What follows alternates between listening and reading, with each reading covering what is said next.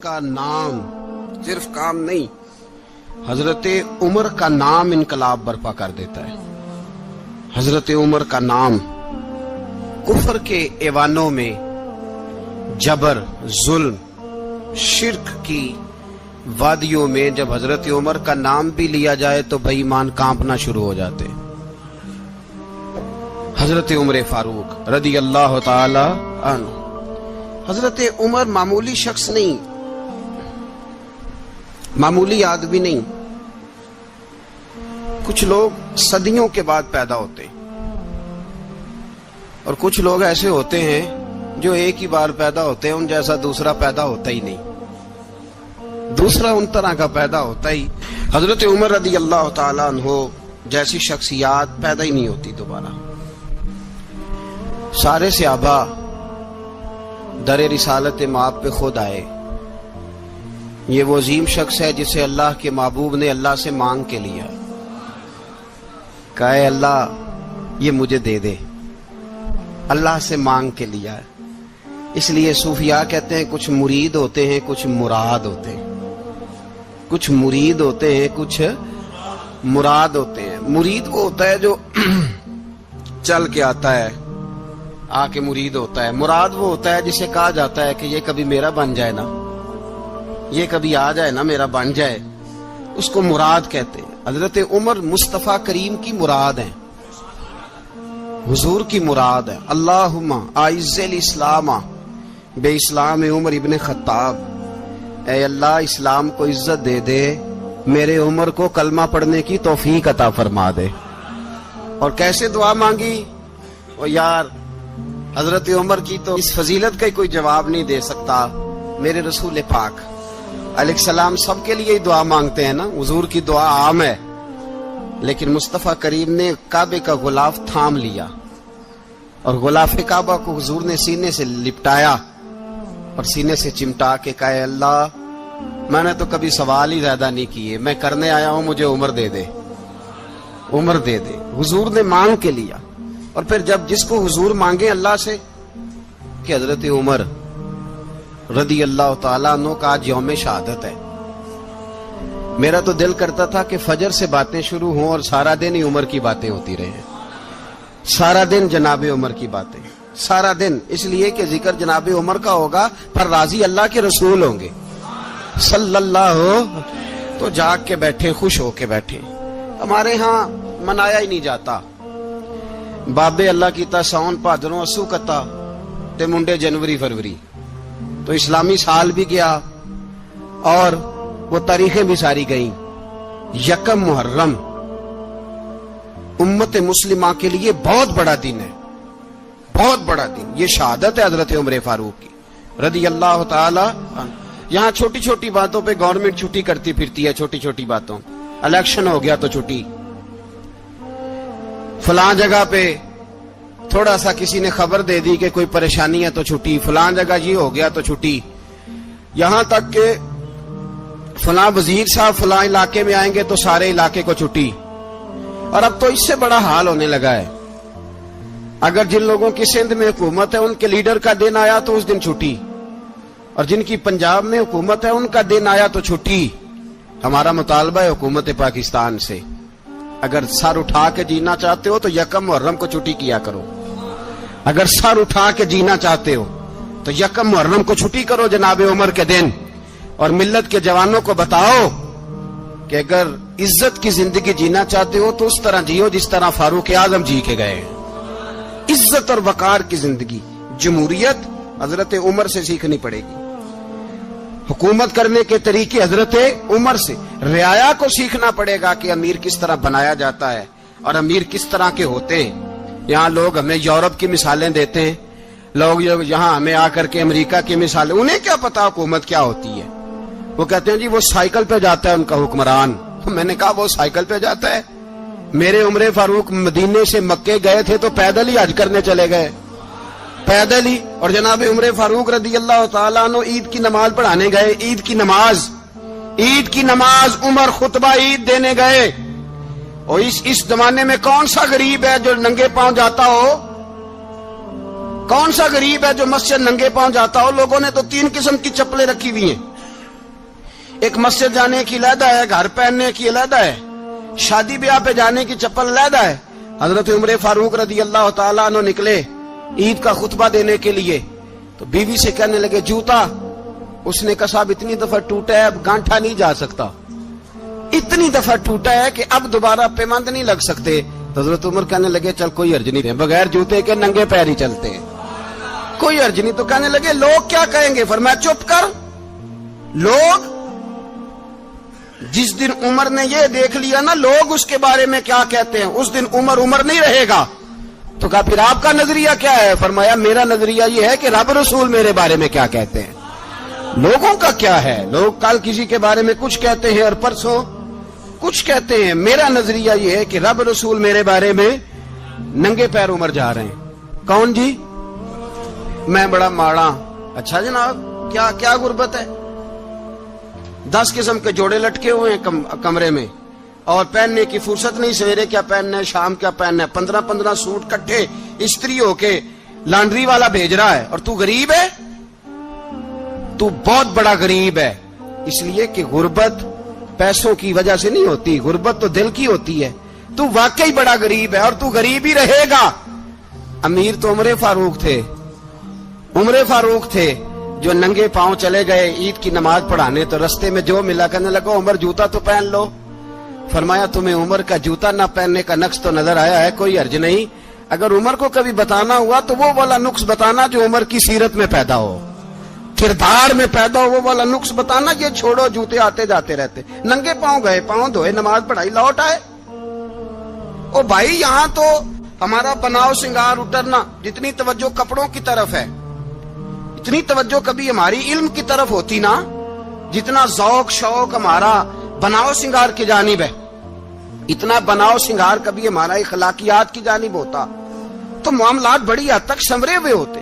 حضرت سیدنا فاروق اعظم رضی اللہ تعالی اپنی زندگی کو ترتیب دیا، ایک دن بھی خلافت نہیں مانگی اللہ سے۔ حضرت عوف بن مالک اشجعی ایک صحابی ہیں، حضرت عوف بن مالک رضی اللہ تعالیٰ عنہ فرماتے ہیں کہ جناب ابو بکر صدیق کا زمانہ تھا تو میں نے خواب دیکھا، میں نے خواب میں جناب عمر کو دیکھا، اور میں نے دیکھا کہ کوئی کہنے والا کہہ رہا ہے کہ عمر وہ ہے کہ اللہ کے رستے میں کوئی اسے جتنا مرضی برا بھلا کہے یہ پرواہ نہیں کرتا۔ کس کے رستے میں؟ بولے سارے۔ اس کا مطلب ہے اللہ کے رستے میں لوگ برا بھلا بھی، قرآن مجید نے کہا وَلَا يَخَافُونَ لَوْمَةَ لَائِمٍ، کچھ لوگ ایسے ہیں جو برا بھلا کہنے والوں کی پرواہ نہیں کرتے۔ آپ یقین کرے اگر پرواہ شروع ہو جائے نا تو دین کا کام ختم ہو جائے، نہ کوئی تقریر کرے، نہ کوئی تدریس کرے، نہ کوئی پیری مریدی کرے، ختم ہو جائے اگر باتوں کی پرواہ ہو۔ لیکن وہ پرواہ، حضرت عوف بن مالک اشجعی کہتے ہیں میں نے خواب میں دیکھا کہ عمر وہ ہے جو کسی کی پرواہ، اور دوسری بات میں نے یہ دیکھی کہ عمر خلیفہ بنے گا، اور تیسری بات میں نے خواب میں یہ دیکھی کہ عمر شہید بھی کیا جائے گا، عمر شہید بھی ہوگا۔ یہ میں نے 3 باتیں خواب میں دیکھی۔ فرماتے ہیں میں نے آ کے خواب حضرت ابو بکر صدیق کو سنائی، وہ خلیفہ تھے، وہ کہنے لگے ٹھہر جا میں عمر کو بلاتا ہوں، اس کے سامنے دوبارہ سنانا، اس کے سامنے۔ فرماتے ہیں میں نے بلایا حضرت عمر فاروق کو، آ کے بیٹھے، خواب شروع ہوا کہ ایک بات تو میں نے یہ دیکھی کہ آپ ملامت کرنے والے کی پرواہ نہیں کرتے، دوسرا آپ خلیفہ بنے گے۔ جناب عمر کہنے لگے چپ کر، ابو بکر کے سامنے ہی کہہ رہا ہے، چپ کر، خلیفہ کے سامنے ہی کہہ رہا ہے۔ تو حضرت ابو بکر صدیق کہنے لگے عمر اسے کہنے دو، مجھے لگتا ہے رب کی رضا یہی ہے کہ میرے بعد اگر مصطفیٰ کا منبر ملے تو عمر کو ملے، اسے کہنے دو۔ یار یہاں تو لوگ ڈینگے مارتے ہیں، یہاں تو لوگ دعوے کرتے ہیں میرے سامنے فلانے کو بھی بٹھاؤ، فلانے کو بھی بٹھاؤ، اس کو کیا پتا، اس کو کیا پتا، یہ تو بڑکے مارنے کا دور ہے۔ حضرت عمر رضی اللہ تعالیٰ عنہ کو تیسری بات کہی، حضرت عوف بن مالک نے کہا آپ شہید کیے جائیں گے، میں نے خواب دیکھی ہے۔ نیک لوگوں کے خواب بڑی حد تک سچے ہوتے ہیں، کہا میں نے خواب دیکھی ہے۔ تو حضرت عمر کہنے لگے شہید تو دلیر لوگ ہوتے ہیں، شہید تو دلیر، جسے سارا زمانہ دلیر کہہ رہا ہے وہ اپنے بارے میں کیا کہہ رہے ہیں؟ کہتے ہیں شہید تو دلیر، میں تو کاہل سا آدمی ہوں، سست آدمی ہوں، میں تو اتنا کام ہی نہیں کرتا، تو یہ خواب تو نے جو دیکھا ہے نا फिर से देखना। तो अबू बकर सिद्दीक फरमाने लगे आजिज़ी ना कर, इनकिसारी ना कर, तो जो कह रहा है ठीक कह रहा है, लेकिन मुझे सुन के शुक्र भी हुआ है और अफसोस भी हुआ है। अफसोस इस बात का कि तेरे जैसा बतले अजीम चला जाएगा, और शुक्र इस बात का कि रब तुझे जिंदगी भी एजाज वाली देगा, और शहादत की मौत दे के अल्लाह तुझे मौत भी इज्जत वाली अता फरमाएगा। अल्लाह मौत भी तुझे इज्जत वाली देगा, तुझे काहिलों जैसी मौत अल्लाह। हजरत फारूक आजम रदी अल्लाह। ओ भाई, यहां तो इस जमाने का सबसे बड़ा मसला प्रोटोकॉल है। लोगों को पता होता है कामिल पीर है, कामिल मुर्शिद है, लोग नहीं जाते।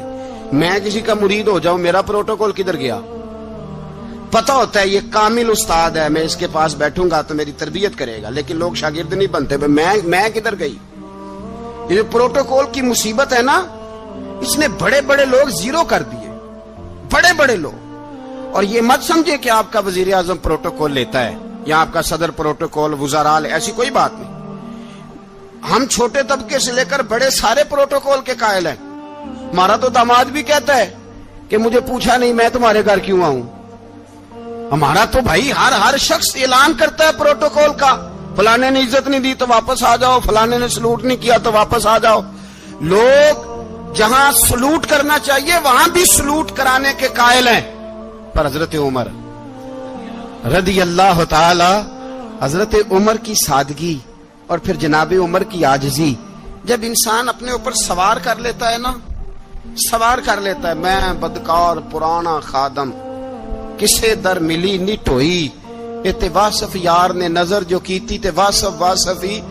मैं अक्सर सोचता हूं, हुजूर ने जहां भी कहा ना, फरमाया मेरे बाद नबी होते तो खताब के बेटे उमर होते। हुजूर ने फरमाया उमर जिस रास्ते से जाता है शैतान वो रास्ता बदल जाता है। नबी पाक सल्लल्लाहु अलैहि वसल्लम ने फरमाया मेरा उमर वो है कि इसकी जुबान पर हक जारी है। हुजूर अलैहिस्सलाम ने फरमाया 950 साल हजरत जिब्रील मेरे उमर की शान बयान करें तो इनकी अजमत खत्म नहीं होती। 950 साल जिब्रील अजमत बयान करे तो खत्म नहीं होती। ये बात है हजरत उमर की। और फरमाया उमर अबू बकर की नेकियों में से एक नेकी है, ये शान है अब उमर फारूक रदी अल्लाह ताला अन्हु की। हुजूर ने फरमाया मेरे बाद नबी होते तो उमर होते, जिस गली से उमर आए शैतान रास्ता बदल जाए। मेरे उमर फारूक की शान 950 साल बयान हो तो खत्म ना हो। उमर की जुबान पर अल्लाह हक बयान करता है, जो उमर कहता है वही रब कर देता है। हुजूर सारी जिंदगी फजीलतें बयान करते रहे, उमर जवाब में क्या कहते हैं? कोई बताए ना कि ये वाली हदीसें कभी उमर ने भी रवायत की हो कि हुजूर ने मेरे बारे में ये कहा है। ये रवायतें वो रवायत नहीं करते। उनसे जब लोग कहते उमर तेरी बड़ी बात है तो उमर रो पड़ते, कहते मैं तो ऊंट चराने वाले बाप का बेटा हूं, मैं तो ऊंट चराने वाले बाप का बेटा, ऊंट चरा। इससे आगे उमर गए ही नहीं सारी जिंदगी, इससे आगे लफ्ज ही नहीं अदा की। और मैं तो भाई ऊंट चराने वाला, मेरा बाप तो ऊंट चराया करता था, 10 ऊंट थे, मेरी ड्यूटी होती थी, संभाले नहीं जाते थे, अब्बा डंडों से मारता था। सारी जिंदगी उम्र हाज करने गए, एक खुश्क तना खजूर का उमर फारूक रदी अल्लाह ताला अन्हु ने उसको अपने कलावे में लिया, रोने लगे। लोगों ने कहा उमर क्या हुआ? फरमाने लगे यहां मैं ऊंट चराया करता था, यहां मैं ऊंट चराता था, 10 ऊंट संभाले नहीं जाते थे। देखो रसूलुल्लाह की शान, आज सारी उम्मत चलाने का तरीका अता फरमा दिया है। सारी नजरिए से प्यार। यार पैसा किसको बुरा लगता है? आप जिस आदमी की 50 करोड़ की प्रॉपर्टी है उसको पूछें सबसे गरीब, आपको वही नजर आएगा। वो कहेगा मैं टाइट हूं, हालात बड़े। मैं कई बार पूछे उन्होंने, मैं आखे तो तर्जमा भी 10 छड़ो की, हमें तो समझ नहीं आती। और टाइट हालात कौन से होते हैं जी? जिस आदमी का करोड़ों में कारोबार है ना, उसको आप छेड़े वो रोने लग जाएगा, रोने। तो कई मैंने ऐसे देखे हैं, किराए का मकान है, उनसे पूछे साहब क्या हाल है, तो कहते हैं जितनी अल्लाह ने शान वाली जिंदगी हमें अता की है किसी को नहीं दी हुई। इसका मतलब है खुशी भी यही है और गम भी यही है। अंदर से खुशी है, अंदर से ही। तूने अगर राजी रहना है तो इधर से रहना है, नाराज रहना है तो बस अपने आप को खुश रखेगा तो हो जाएगा। सारे सहाबा मिल के आए, कहने लगे उमर फारूक से कहना है नबी पाक के जमाने में तो जाहिरन गुर्बत थी, अबू बकर के दौर में भी गुर्बत थी, अब तो बड़ा माल है। عمر سے سفارش کرو کہ عمر نیا کرتا پہنا کرے. ملکوں کے سفیر آتے ہیں, عمر وہی پھٹی پرانی چادر اوڑھ کے اور وہی کئی جگہ پہ پیوند لگے سوٹ پہن کے سفیروں کے سامنے بیٹھ جاتا ہے. عمر کو مشورہ دو. طے ہو گئی بات. سب نے جب مشورہ دے لیا تو سارے کہنے لگے یہ بتاؤ شیر کی مونچھ کو ہاتھ کون لگائے گا؟ کہنا کس نے ہے؟ بندہ بھی تو ڈھونڈو نا. میں کہا جناب میرا یہ خیال ہے کہ مولا علی شیر خدا کہیں گے, کیونکہ جس شخص کی عمر کو سب سے زیادہ حیا کرتے دیکھا وہ شیر خدا مولا علی ہے رضی اللہ تعالی. علی کہیں گے اس لیے کہ جناب علی تو کئی دفعہ جب گفتگو کرتے تھے تو حضرت عمر چپ کر جاتے تھے اور فرماتے تھے علی نہ ہوتا تو میں ہلاک ہو جاتا. تو کہا علی سے کہو. جناب علی شیر خدا کو بلایا. کس کام کے لیے جی؟ اللہ اکبر. یہ ذرا اپنے اس دور پہ اس بات کو ذرا کا جناب ان سے کہیں کہ زیادہ نہیں, ایک کرتا نیا پہن لے. سفیر آتے ہیں وزیر آتے ہیں تو ایک کرتا نیا پہن لے. حضرت علی کو بلایا. آپ فرمانے لگے کوئی اور بات ہوتی تو میں کہہ دیتا, یہ والی میں نہیں کہہ سکتا. کوئی اور ہوتی تو میں عمر کو کئی دفعہ کہہ دیتا ہوں, جلال میں بھی تو سن, یہ والی میں نہیں کہہ سکتا. میں تمہیں ایک مشورہ دیتا ہوں. کہ وہ کیا؟ کہنے لگے سیدہ عائشہ صدیقہ سے کہو, وہ مومنوں کی ماں ہیں, عمر ٹالے گا نہیں. اماں جی سے جا کے کہا اماں جی نیا کرتا عمر سے کہیں پہن لیں. وزیر آتے ہیں بڑے بڑے لوگ تو چلو کوئی عرض نہیں.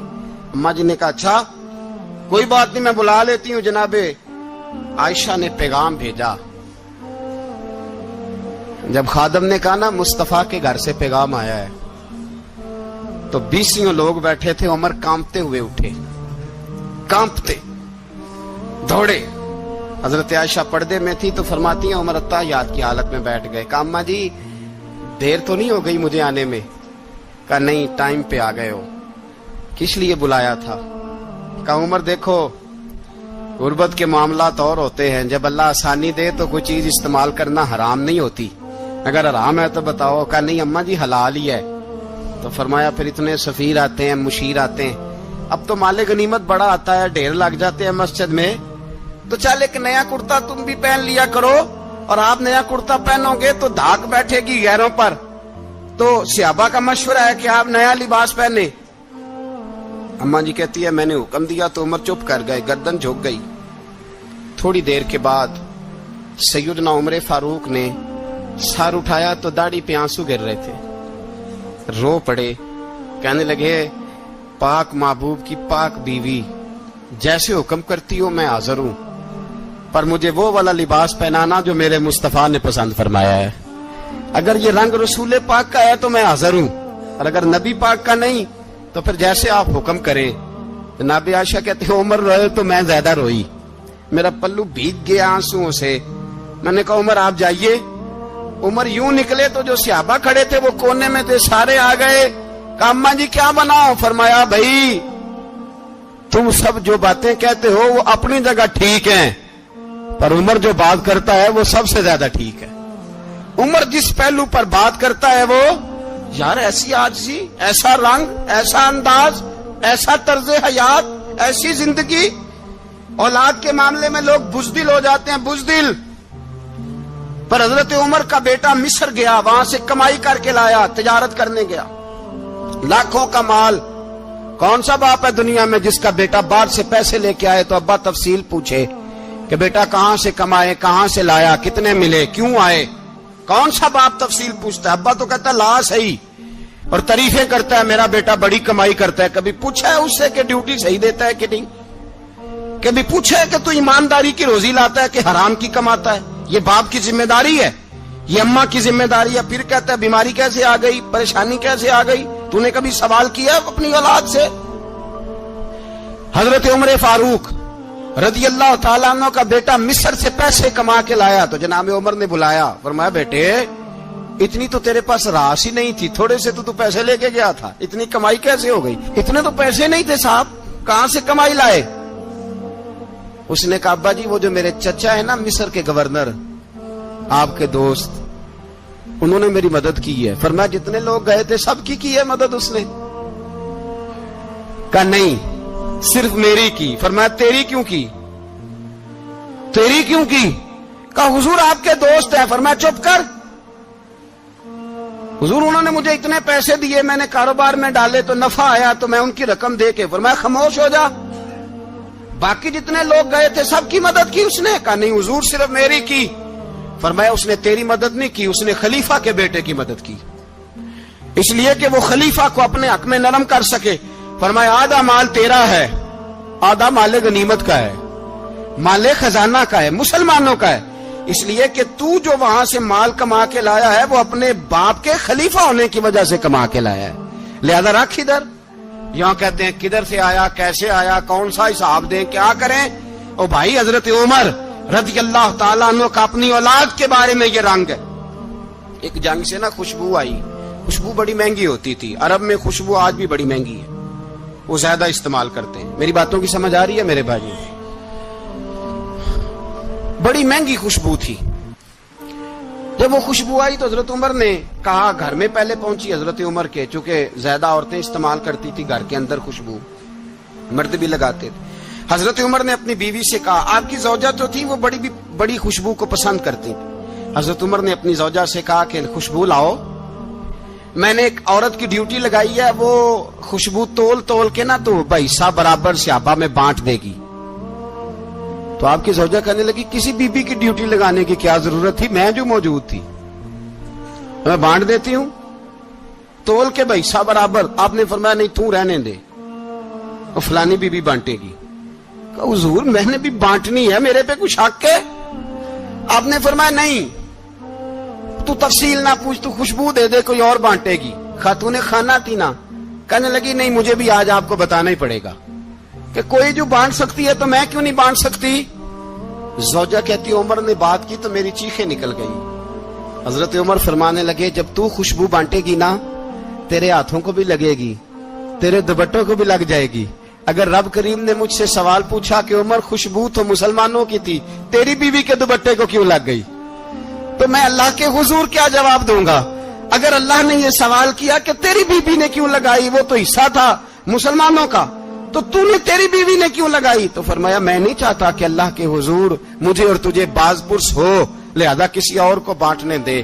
زوجہ روئی اور تڑپ کے کہنے لگی عمر مجھے لگتا ہے صبح قیامت بھی تیری بیوی ہونے کی وجہ سے اللہ مجھے جنت عطا فرما دے گا, تیری زوجہ ہونے کی برکت سے. بھائی یہ معیار رکھا, خدا کی قسم ایسا شخص تاریخ میں دوبارہ نہیں آیا. اتنا بڑا آدمی, اتنا بڑا شخص, اتنا بڑا آدمی, اور پھر رنگ یہ ہے کہ عمر 22 لاکھ مربع میل کا حکمران, 22 لاکھ, اور کھجور کے درخت کے نیچے مٹی کا ڈھیلا لے کے سو گئے ہیں, پرواہ کوئی نہیں, کوئی مسئلہ ہی نہیں. 2 غلام ساتھ بیٹھے تو ایک روٹی حضرت عمر نے گھر سے منگوائی, تھوڑا سا سرکہ, تو غلام کہنے لگے ہم نے بھی کھانی ہے. فرمایا کوئی حرج نہیں, روٹی کو پیٹ بھر کے کھانا ضروری تو نہیں, 3 حصوں میں بانٹ لیتے. ایک آدمی آیا ہوا تھا مصر کا رہنے والا ملنے کے لیے, اس نے پوچھا عمر کدھر ہیں, تو کہا وہ ادھر جاؤ مسجد میں بیٹھے ہوں گے. اور واپس آیا تو کہنے لگا وہاں تو 3 غلام بیٹھے ہیں, ایک روٹی بانٹ بانٹ کے کھا رہے ہیں, لگتا ہے کئی دنوں سے روٹی نہیں ملی. کہا 3 غلام تو کوئی نہیں, وہاں 2 ہی تھے, تیسرے تو امیر المومنین تھے. اس نے کہا نہیں 3 غلام ہیں, کپڑے بھی ایک طرح کے پہنے ہوئے, بلکہ 2 کے تو پھر صحیح ہیں, تیسرے کے تو زیادہ ماڑے ہیں. کپڑے بھی ایک طرح کے, کھانا پینا بھی ایک طرح کا, اور ان کا نشست برخاست بھی ایک طرح کی ہے, لہذا کوئی فرق نہیں. حضرت ابو ہریرہ کہتے ہیں میں لے کے آیا, اور جناب عمر کو جب میں نے کچی زمین میں تامت سمیٹ بیٹھے دیکھا تو میں رو پڑا. میں نے اس مصر سے آنے والے کو کہا تو اس کے جلوے دیکھ, اگر اس کی ذات میں اتنا حسن ہے تو محمد عربی کا مقام کیا ہوگا. یہ مقام غور ہے, مقام غور. اور اہل بیت نبوت, یہ بات میں پہلے بھی کرتا ہوں, آج پھر کرنا ضروری سمجھتا ہوں. اہل بیت کا پیار سن لو کان کھول کے, اہل بیت کا پیار اگر ہمیں کسی نے سکھایا ہے تو سیدنا عمر فاروق نے سکھایا ہے.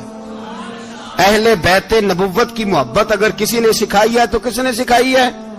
بول کے بتائیے. حضرت عمر نے. اہل بیت کا پیار ہمیں حضرت عمر نے بول کر کے سکھایا ہے. بھائی یاد رکھیں,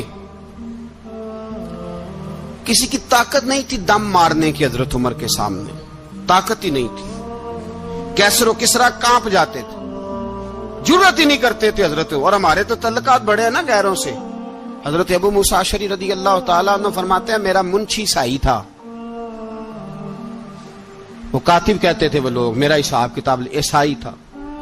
तो फरमाते हैं एक दिन मैंने वो सारा हिसाब किताब लेन देन के हजरत उमर को दिखाए तो फरमाने लगे, जिसने लिखे हैं उसको बुलाओ। कहने लगे जरूर मस्जिद नहीं आ सकता। क्यों नहीं आ सकता? कहने लगे वो ईसाई है। कहते हैं हजरत उमर जलाल में आ गए। आप फरमाने लगे, जिन्हें रब दूर करता है तुम क्यों करीब करते हो? जिन्हें अल्लाह दूर करता है। फरमाया तुम गैरों को अगर ओहदे दोगे तो अपनों का क्या बनेगा? अगर तुम गैरों को ओहदे दोगे तो अपनों का। ये सोच है जो आज बर्मा के मुसलमानों के लिए भी जरूरी है। कहा अगर तुम गैरों को ओहदे दोगे तो अपनों का। हमने गैरों को ओहदे दिए तो देखा ना अपने किस तरह काटे जा रहे हैं। गैरों को जो ओहदे दे दिए जराने सारे गैरों से, रोज दावा होता है चीन हमारा सज्जन है, चीन हमारा दोस्त है। ओ भाई दोस्त है तो उससे कहो ना कि बर्मा तो तुम्हारी एक छोटी सी रियासत है, चीन के बगैर तो वो सांस भी नहीं ले सकता। उसको कहो ना उस हुकूमत पे दबाव डाले। लेकिन हम लोगों ने गैरों को ओहदे दिए तो अपने पिस गए। हजरत उमर कहते थे जिम्मी का हम अदब करेंगे, जिम्मी काफर का हम, ऐसा काफर जो मुसलमान रियासत को कबूल करे, बदअमनी न फैलाए। एक आदमी को आपने देखा आंखों से नाबीना है और भीख मांग रहा है, तो हजरत उमर को नजर आ गया। फरमाया कौन हो? उसने कहा मैं यहूदी हूं। फरमाया भीख क्यों मांगते हो? कहा जब तक तंदुरुस्त था मुसलमानों को जजिया देता था, बूढ़ा हो गया हूं क्या करूं? हजरत उमर ने घोड़े की पुश्त पे बिठाया, काफिर को घोड़े की पुश्त पे बिठाया और बिठा के मदीने लाए। हजरत अली शेर खुदा वजीर खजाना थे। फरमाया अली इसका वजीफा जारी करो। कहा ये कौन है? फरमाया ये यहूदी है, लेकिन ये हमें जजिया देता रहा, बूढ़ा हो गया बेचारा, भीख मांगने पे मजबूर है, हमारी हुकूमत के अंदर रहता है, इसका पूरा पूरा वजीफा जितना खर्चा उतना वजीफा लगाओ। हजरत अली कहते हैं मैं वजीफा लगा रहा था और वो मेरे नबी का कलमा पढ़ रहा था, वो रसूलुल्लाह का कलमा पढ़ रहा था। ये मिजाज, ये नहीं कि काफिर। हजरत उमर ने गवर्नरों को खत लिखे थे कि जबरदस्ती किसी को मुसलमान नहीं करना, जहां उनकी इबादत गाहें बनी हो गिरानी नहीं, कोई मंदिर कोई गिरजा जाया नहीं करना। इस्लाम सबको जीने का मौका देता है, पर बेईमानो जालिमो बदजातो तुम्हें यह कहता है कि हम तुम्हें जीने का मौका देते, तुम भी मुसलमानों को जीने का मौका दो। ये जहां बसते हैं जहां रहते हैं इन्हें वहां जीने का मौका दो, इन्हें भी अल्लाह अकबर कहने का मौका दो, इन्हें भी कुरान पढ़ने का मौका दो, इन्हें भी रसूलुल्लाह पर दुरूद पढ़ने का मौका दो। हमारे मुल्क में ईसाई अपनी मर्जी से खुलेआम तबलीग करते हैं। यहां तो चैनल चलाए हैं ईसाइयों ने। किसी मजहबी जमात ने कभी जुलूस निकाला है कि ईसाइयों का चैनल बंद करो? बोले निकला है कि नहीं निकला? कितने जुल्म की बात है। हम जब गैर को इतना तहफुज देते हैं, इतना तहफुज देते हैं, हमने देखा है, मुझे 20 लोगों ने ईद पे टेलीफोन किए कि ईसाइयों को कुर्बानी का गोश्त दे लें, मजबूर हैं जी, दरवाजे पे आ गए हैं, हमारे काम काज करते हैं। 20 लोग, आम आदमी के दिल में इनका इतना जज्बा है, वो मसाइल का बयान करना एक अलग बात, लेकिन हमारे दिल काफर के हक में भी नरम हो जाते हैं। तुम किस कदर ज्यादा बेईमान हो और कुफर किस कदर ज्यादा जलील हो गया है कि मुसलमान के हक में नरम होता ही नहीं। और उससे बड़े जलील वो हैं जो इन जलीलों के सपोर्टर हैं, वो किसी अरब मुल्क के हुक्मरान हो या किसी और जगह के, वो बड़े जलील है जो इन जलीलों के सपोर्टर हैं, जो बर्मा की बच्चियों के कत्ल पर अपनी हुकूमतें चमका रहे हैं। ने शर्म नहीं आती, इस कदर मुसलमान तड़पा है, लेकिन उन बेगैरतों को जरा होश नहीं आई। और ये उनके कमाश, उनके दलाल जो हर जगह उनकी सपोर्ट करके अपनी हुकूमतें कायम करते हैं, बेईमानों को पता नहीं कि कब इन पर अल्लाह का अजाब उतरेगा और किस तरह इनके परखशे उड़ेंगे। तुम्हें अपनी जिल्लत और रुसवाई नजर नहीं आ रही कि जमीन किस तरह तुम्हारे लिए तंग हो गई है? इससे ज्यादा और तुम्हारी रुसवाई क्या होगी? डरो अल्लाह से, और ये तो दुनिया का अजाब है। इन्न बत्श रब्बिक शदीद, मेरा रब कहता है कयामत तो कायम होने दे। जितना सख्त तेरे रब की पकड़ है इतनी किसी दूसरे की हो सकती, याद रखिए। और थोड़ा एहतियात करें हम सब लोग भी, जो हम लोग आधी जुबान बोल के भी इनकी सपोर्ट करते। अब शर्म आनी चाहिए हमें इन हुकूमतों की सपोर्ट करते जो मुसलमानों की लाशों के ऊपर हुकूमतें कायम करते हैं, शर्म आनी चाहिए। बहरहाल बात दूर निकल जाएगी और मैं अपने मजमून पे रहता हूं। अहले बैत का प्यार अगर सिखाया है तो जनाब उमर ने सिखाया है, रदी अल्लाह ताला अन्हो। इमाम हसन मिलने, आप यकीन करें میں جب اس واقعہ کو پڑھتا ہوں تو میرا دل جھوم جاتا ہے. میں کہتا ہوں یار ڈاڈا ہونا اپنی جگہ پہ, عشق ہونا اپنی جگہ پہ, انسان کا باوقار ہونا اپنی جگہ. جہاں کھڑے ہونا تھا وہاں یہ کھڑے ہوتے تھے, اور جہاں جھکنا تھا وہاں یہ. ان لوگوں میں اقبال نے کہا تھا تیری نگاہ ناز سے دونوں مراد پا گئے, عقلے کی یاب و جستجو, عشق حضور و اضطراب. جہاں اگر آیا ہے سامنے کیسر و کسرا تو عمر جیسا دلیر کوئی نہیں, اگر سامنے آیا ایران کا بادشاہ تو عمر جیسا تگڑا کوئی نہیں, اگر آیا ہے سامنے غسان کا بادشاہ تو عمر جیسا عادل کوئی نہیں. لیکن اگر علی کا بیٹا آیا ہے, اگر فاطمہ کے لال پارے آئے ہیں, تو پھر فاروق اعظم سے جیسا محب کوئی نہیں, پھر ان سے جیسا پیار کرنے والا کوئی نہیں. اندر بیٹھے ہیں جناب عمر, اندر تنہائی میں کچھ وزیروں سے گفتگو ہو رہی ہے, میٹنگیں جاری ہیں. آپ کے بیٹے ملنے آئے جناب عبداللہ ابن عمر, ابا جی ملنا ہے. بات ٹھہرو, بات کر رہا ہوں, کوئی نہ اندر آئے. صاحب زیادہ باہر کھڑا ہے. تھوڑی دیر گزری تو امام حسن بھی آ گئے. کون آئے؟ آپ کو جو ملے گا امام صاحب کا نام لینے سے, وہ سردار ہیں جنتیوں. کون آئے؟ سارے بولیے. امام حسن, تیری نسل پاک میں ہے بچہ بچہ نور کا, تو ہے نے نور تیرا سب گھرانہ. امام حسن آئے تو حضرت عبداللہ ابن عمر کو دروازے پہ کھڑے دیکھا. کہا امیر المومنین کہاں ہیں؟ کہنے لگے حضرت عمر کے بیٹے. کہنے لگے وہ اندر بیٹھے, کچھ میٹنگ ہو رہی ہے, اور انہوں نے کہا کوئی اندر نہ آئے, لیکن آپ جانا چاہیں تو چلے جائیں. آپ جانا چاہیں تو, تیری نسل پاک میں ہے بچہ بچہ نور, آپ جانا چاہیں تو چلے جائیں. تو انہوں نے کہا جب آپ باہر کھڑے ہیں تو مجھے کوئی اتنا ضروری کام نہیں, اور ابھی زور کی نماز تھوڑی دیر میں ہوگی, میں مسجد میں مل لوں گا امیر المومنین سے. یہ بات کہہ کے امام حسن چلے گئے. یار اتنی بڑی بات نہیں تھی, اتنی بڑی بات نہیں تھی. وہ میرے استادوں کا بیٹا بھی آئے تو کہا ٹھیک ہے جی وہ سوئے ہوئے ہیں, تو کوئی غرض نہیں یار, میں ٹھہر کے آ جاؤں گا. کوئی بڑی بات نہیں تھی, دیکھا جائے تو بڑی بات نہیں تھی, پر بات بہت بڑی تھی, اس لیے کہ یہ خالی حسن نہیں, یہ حسن ابن علی ہے, یہ حضرت فاطمہ کے لخت جگر. حضرت عمر باہر نکلے, عبداللہ ابن عمر سے پوچھا کوئی آیا تو نہیں؟ تو کہا حضور امام حسن آئے تھے. تو کہا پھر شہزادے کو اندر کیوں نہیں بھیجا؟ کہا میں نے کہا تھا. وہ کہنے لگے اگر امیر المومنین مصروف ہیں تو میں ظہر میں مل لوں گا. حضرت عمر رونے لگے, فرمایا بیٹے تو نے اچھا نہیں کیا. پھر مسجد نہیں گئے, سیدھے امام حسن کے دروازے دستک دی. امام حسن باہر آئے, کہا شہزادے آئے تھے تو ملے کیوں نہیں؟ تو امام حسن کہنے لگے حضور آپ کا اپنا بیٹا دروازے پہ کھڑا تھا, آپ کا اپنا بیٹا دروازے پہ کھڑا تھا, اور منع بھی کیا تھا آپ نے, تو میں زور میں مل لیتا. حضرت امام حسن فرماتے جوش جذبات میں جناب عمر نے سر سے پگڑی اتار دی, جوش جذبات میں. کہنے لگے حسن میرے بیٹے کا اور آپ کا کیا مقابلہ؟ کیا اس کی ماں کا نام فاطمہ الزہرا ہے؟ کیا اس کی نانی کا نام خدیجۃ الکبریٰ ہے؟ کیا اس کے نانے کا نام محمد مصطفیٰ ہے؟ آپ کا اور اس کا کیا مقابلہ؟ پھر رو پڑے اور کہنے لگے بیٹے میں مکے کے صحراؤں میں اونٹ چرایا کرتا تھا, یہ جو میرے سر پر عزت کے بال ہیں یہ تیرے نانے کے اگائے ہوئے. میں مکے کے خبردار شہزادے خبردار. او بھائی اہل بیت نبوت کے ادب کا رنگ اگر سکھایا ہے تو سیدنا عمر نے سکھایا ہے. حضرت عمر فاروق اتھارٹی ہے, اسلام کی اتھارٹی. یکم محرم حضرت عمر کی شہادت ہے. یہودی بول اٹھا, کافر بول اٹھا, اگر 6 مہینے عمر دنیا میں اور رہتے تو دنیا میں کوئی کافر موجود نہ ہوتا. 6 مہینے.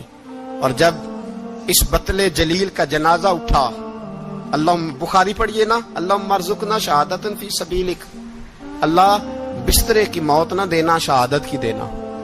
عمر شہید ہوئے, مسجد نبوی میں نماز پڑھاتے, اور جب جنازہ اٹھا تو مدینے کا پھر پیچھے جو دلیر بچے وہ مولا علی تھے.